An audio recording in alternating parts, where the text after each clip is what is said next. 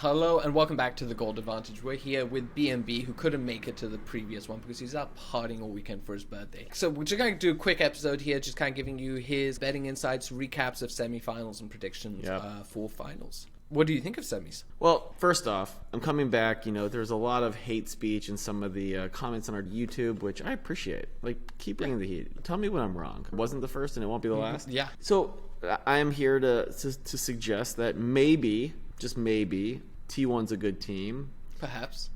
Maybe. Also, maybe, just maybe again, Faker isn't washed up. Yeah, like maybe Faker's demise was maybe exaggerated somewhat. Just Small a bit. Amount. Yeah. He's still older compared to the rest of the players. But now he's way winning older with the young buck. You know, it really is. It truly is impressive, right? And that JDG team, 369, damn baby fine, played great. That's a quality team that they beat, and they spanked them. Apologies to T1.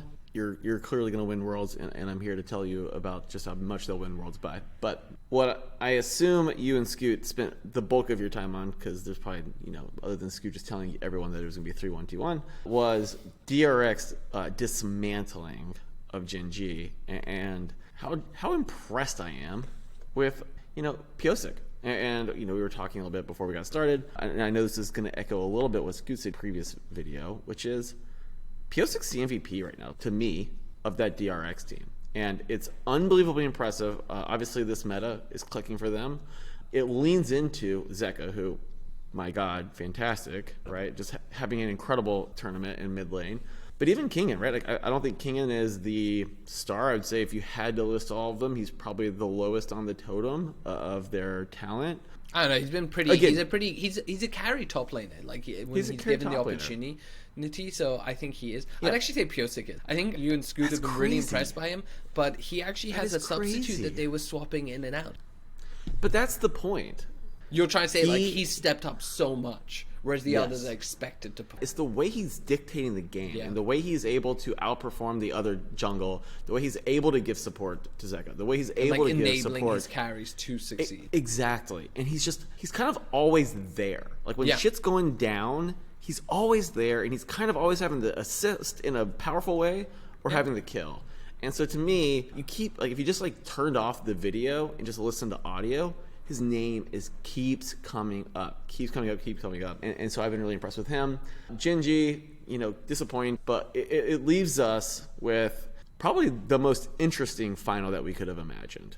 I am unbelievably excited for that final matchup and think that there's some things that we can kind of dive into. But Good is not as confident as T1. I think he believes in them, but he's scared of the DRX storyline. And he wants them to win, but this storyline that DRX has is just so good. I actually created a little short about that, so I'll probably link it here. You guys can watch it. But to Scoot's point, you know, this DRX team coming in, again, play-ins, the first team ever to make it out, shouldn't have even been at Worlds. And this is a team that is feeling themselves. You know, mashed up against a world-class T1 team. I don't need to list through everyone there. I think it's such an underdog team. This is the thing. You look on the other side, and you have Zeus. Everyone is like best top laner in the world. Understandably Oner, so. People are Understandably so. One of the best junglers, all playing for T1. They're like, he does everything that they need. Faker, you don't even need to say it. Guma, people are like, oh my god, this is the best bot lane.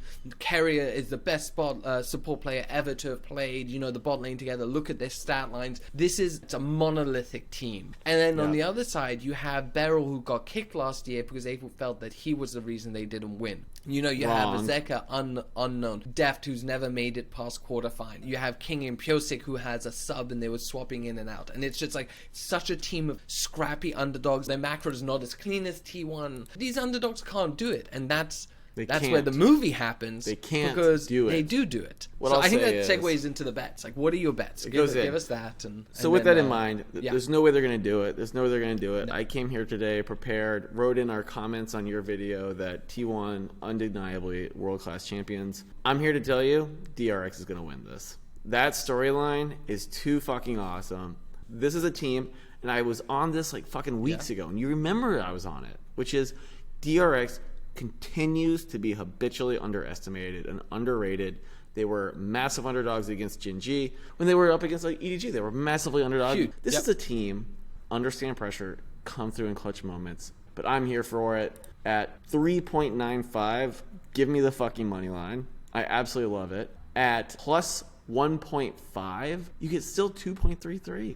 Fantastic. Give me that as well. I'm going to take the over 4.5, 3.24. My bets for this weekend are more centered around where is the value. The thing is that maybe DRX gets ahead and then we get more value on the T1 side and we can bet on them. But for the potential upset, 3.95 is great. If they lose game 1, if you really think they're going to win, they lose game 1, that number will shoot up. But the plus 1.5 on 2.33, put a little taste on that. The over 4.5 at 3.24, so much value there. You put 1 unit on it and you hedge it with the minus 2.5. I agree, because you get like 3.04 or something tasty there. But exactly, I tell you what, man, we saw it with both matches. JDG beats T1 map 1, GenG beats DRX map 1. Whoever wins the first one, go and put a taste on the other team to come back, whether it be 3-1 or 3-2, right? This is something where these teams are learning a lot in that first game, especially DRX.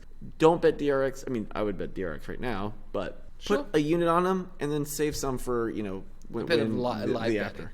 Yeah, exactly. Right. And kills are going to be outrageous. I know that you mentioned some kill spreads. I would just take whatever the over is, right? So I think that for map 1, the over is currently sitting at about 23.5. I would just take over 23.5 every single game. I had like under game 1. Game 1 tends to be a bit slower, especially between LCK teams. And then you take the over games 2, 3, 4. And then game 5, I'd probably look at the under. But I think that's 23. And it's like I had between 22 to 24.5, depending on your appetite and return. There we go. Love it. There we have it. Love it. But this has been a fantastic world. Some have said the best worlds ever. I'm going to wait until DRX wins, and then I'll claim best worlds ever. We did not have DRX in the championship, and I love to see it. Sweet. Thanks for tuning in, everyone. Check out the main episode. Thanks for supporting us, and have fun watching the World Finals this weekend. Bye, bro. Toodaloo.